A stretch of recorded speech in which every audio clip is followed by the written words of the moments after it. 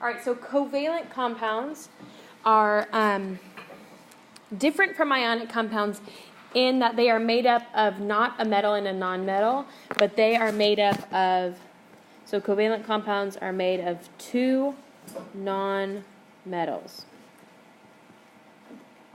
Two nonmetals. So all of the formulas we've done so far have been a positive charge and a negative charge, and they had to equal 0, right? They had to be a neutral charge overall.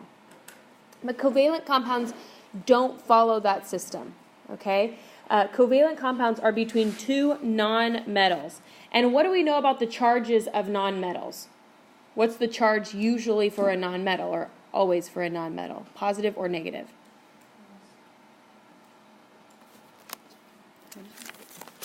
What you say? Okay, look at where nonmetals are on the periodic table. Get out your periodic table, fine. Okay, where are nonmetals? Nonmetals are to the right of the stair step. Okay? Nonmetals are to the right of the stair step, and they all have what types of charge? Negative. So if we have two negatively charged compounds that go together, two negatively charged atoms that go together, there's no way it can have a neutral charge. Right? There's no way it has a neutral charge. So for covalent compounds, we are not concerned. Oops. Man, I can't write today. With charges at all. Okay? Covalent compounds bond together differently than ionic compounds. And so the charges just don't have as much of an effect. The way they bond are different than the way ionic compounds bond. And so electrons and their charges just don't have that much effect. So covalent compounds are between two nonmetals, or two things on the right side of the periodic table. Okay, right side of periodic table. So both of those things come from the right side all the time. Your book sometimes calls these molecular compounds, not covalent. I'll always use the word covalent for them. But what happens in a covalent compound is that they are sharing electrons. In ionic compounds, what happens is they trade electrons, and in a covalent compound, they share. So I need you to open your textbook to page 228, and there's a table there that I need you to copy down with prefixes. Okay, there's a table on page 228 that I want you to copy down that table. Maybe it's 229, I don't know. I just want the one with mono, di, tri. Is that on 228 or 2? Okay, so 228 at the top, it says mono equals 1, and di equals 2, and whatever. Okay? You need that table in your notes somewhere. So when we have our prefixes, we use prefixes in our naming of covalent compounds. And naming of covalent compounds is really simple because you just name what you see. Okay, so an example of a covalent compound would be CO2. Both of those compounds, or both of those elements, are nonmetals, right? Carbon and oxide are both nonmetals. Does anyone know what the name of this molecule is? Carbon dioxide. Carbon dioxide. Okay, we have one carbon and two oxygens, or two oxides. Do you see how that name comes together? Naming covalent compounds is really easy because you just name what you see. Okay? What about this molecule? CO. Carbon monoxide, right? We know both of these compounds. Carbon monoxide. And so I'm going to give you a set of rules that help us determine when to use prefixes, when to not, and blah, blah, blah. Okay? But we have these prefixes only apply for covalent compounds. We didn't use prefixes at all when we talked about ionic compounds, right? We did not use prefixes at all with ionic compounds, metal and a nonmetal. But now that we're with two nonmetals, we use these prefixes. Okay? What would the name of this molecule be?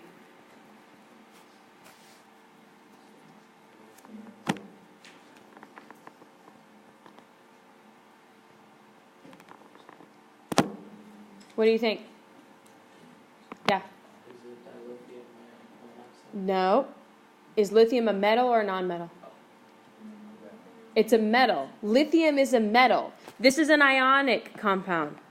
So you just name it like we did before, lithium oxide. You have to know and be able to tell the difference between an ionic compound and a covalent compound. So this is ionic because it is a metal and a non-metal. So you don't add. You don't use prefixes when it's an ionic compound. So this is what we've been doing for the past 2 days. I just want you to see the difference between this and what we're moving to. Okay? You have to be able to identify, is it ionic or is it covalent? And then you use the appropriate set of rules to name it. Okay? All right, so here are rules for covalent compounds. Covalent naming rules.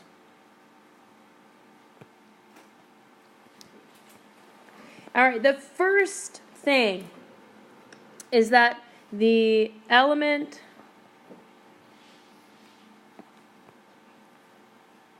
farthest left on the periodic table goes first.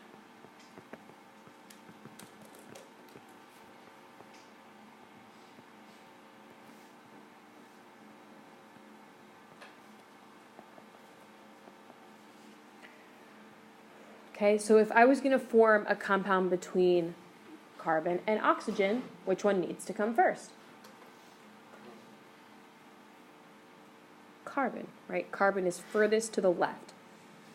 Okay, and that has to deal with an element's electronegativity, which we talked about last semester a little bit, how badly it wants to take electrons from others, but furthest to the left needs to go first. So just like we worked left to right in our ionic compounds, the same thing is true.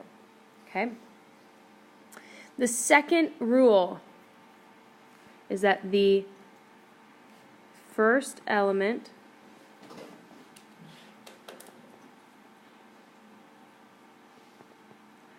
only gets a prefix if there is more than one.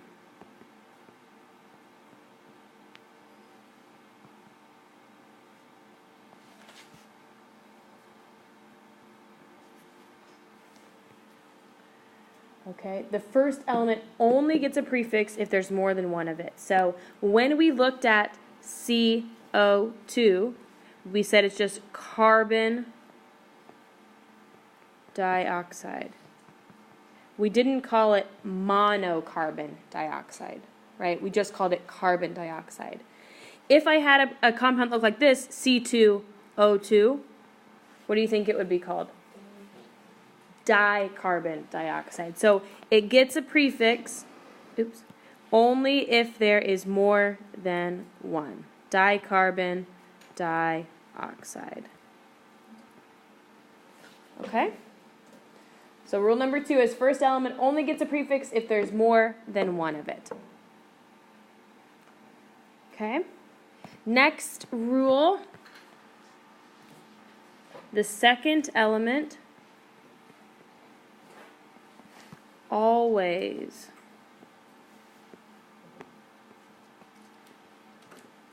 gets a prefix.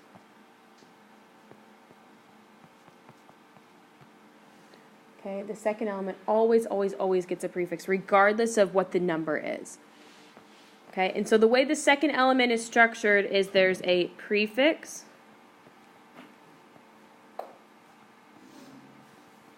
and then the root of the element, and then it always ends in IDE. Okay, so like we saw, dioxide, right? You don't write it with the hyphens in there, but it ends up dioxide. Okay, that's the prefix, the root of the element, and then it ends in IDE. Okay? So if I had to end my, let's say the second element in my compound was I3. You know, it was something, then I3. What would that be called? What prefix goes with 3? triiodide. Right? Tri is the prefix. Iode is the root of iodine or iodine, and then it ends in IDE. Okay, does that make sense how that goes together? So first element only gets a prefix if there's more than one. Second element gets a prefix regardless. Next rule is that, and this is the last one, and it's really just a kind of pronunciation rule, okay, and a spelling rule. You drop the O or A when the prefix ends in a vowel.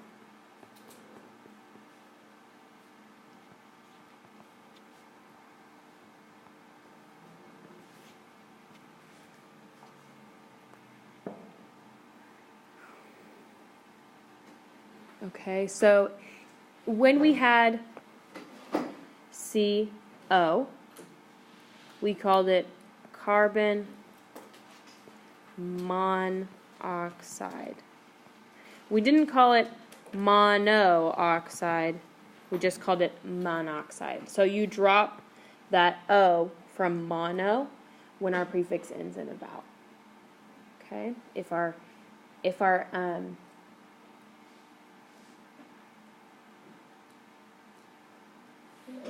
no, I said this wrong. Oh, Ricard, are you going to make it? Going to make it? Okay. I need to reword this. This rule. Okay. You drop the O or the A when the... Okay, I don't want to say prefix ends in a vowel because all of our prefixes do. I kind of wrote this wrong. So I want to say you drop the O or the A when the element begins with a vowel. Sorry about that. Okay, so it's not so much about how the prefix ends, but how the element begins. So since oxide started with a vowel, we dropped the O from mono. So that was my fault, sorry.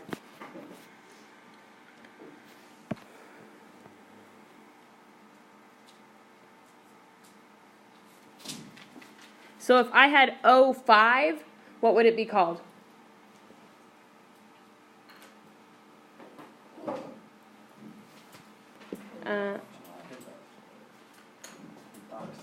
Pentoxide.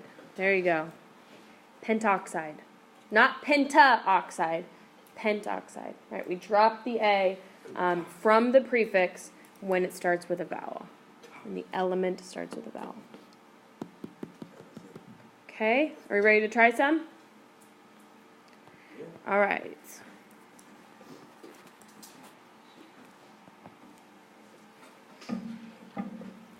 SO3.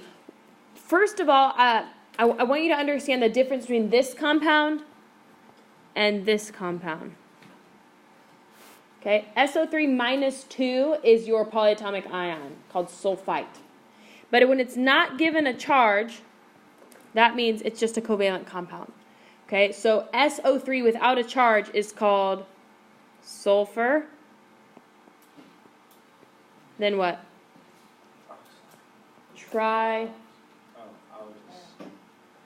Okay, so you still have to have trioxide, right? Because the second element always gets a prefix, sulfur trioxide, right? Covalent compounds, I think, are significantly easier to name than ionic compounds. You don't have to worry about the charges. You don't have to worry about anything. We don't have to worry about Roman numerals. You're just naming what you see. Okay, so I think covalent compounds are significantly easier than ionic compounds. Okay, what about ICl4?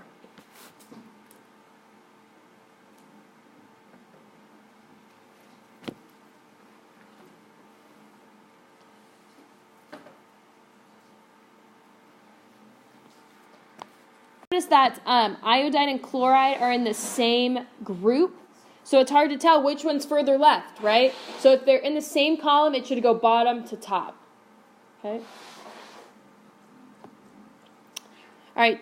PBr5, what is it? PBr5.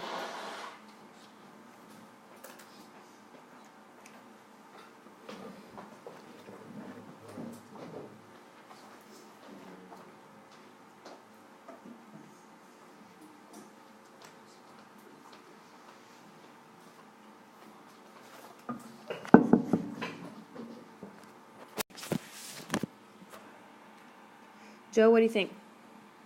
Phosphide pentrobromide. Almost. Phosphorus gets to keep its regular name. First one gets to keep its regular name. So it's not phosphide.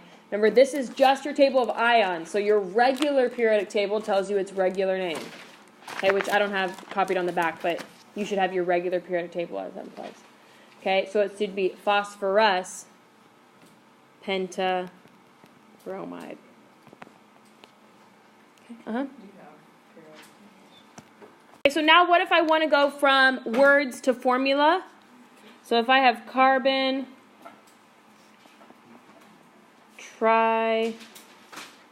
nitride.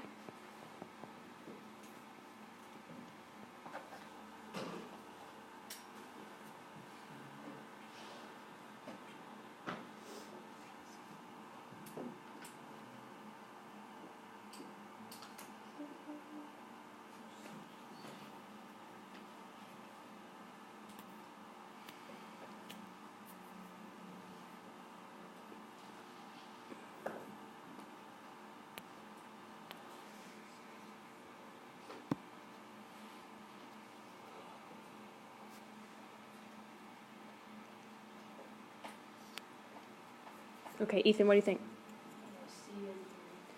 CN3. That's it. That's it, right? Covalent naming, easy, right? Any questions with covalent? Okay, so today your homework is just going to be covalent only. Tomorrow